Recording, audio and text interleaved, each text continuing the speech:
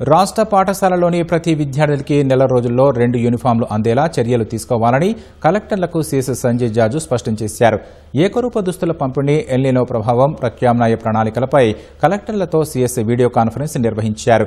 యూనిఫామ్లను కుట్టేందుకు 26,000 మంది స్వయం సహాయక బృందాల మహిళలను గుర్తించినట్లు అధికారులు తెలిపారు. స్కూల్ యూనిఫామ్ల నాణ్యత విషయంలో రాజీ పడొద్దన్న సీఎస్ స్కూలు కిట్ల నాణ్యతపై నేరుగా విద్యార్థుల నుండే ఫీడ్బ్యాక్ తీసుకోవాలని ముఖ్యమంత్రి ఆదేశించిన విషయాన్ని సీఎస్ గుర్తు చేశారు. సకాలంలో యూనిఫామ్లను అందించాలని, జిల్లా మండల స్థాయి కమిటీలను ఏర్పాటు చేసి నిరంతరం పర్యవేక్షించాలని జిల్లా కలెక్టర్లను సీఎస్ ఆదేశించారు. ఎల్నినో ప్రభావంతో రాష్ట్రంలో 27% లోటు వర్షపాతం నమోదైందని అధికారులు తెలిపారు.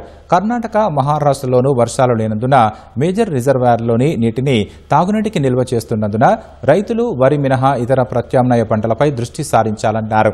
ఆరుతడి పంటలు సాగు చేసేలా రైతులను ప్రోత్సహించాలని అధికారులను సీఎస్ సంజయ్ జాజు ఆదేశించారు. ఉన్నతాధికారులు సవిసాచి ఘోష్, దానకిషోర్, శ్రీధర్, సురేంద్ర మోహన్, గోపి, దివ్య, నవీన్ నికోలస్ పాల్గొన్నారు.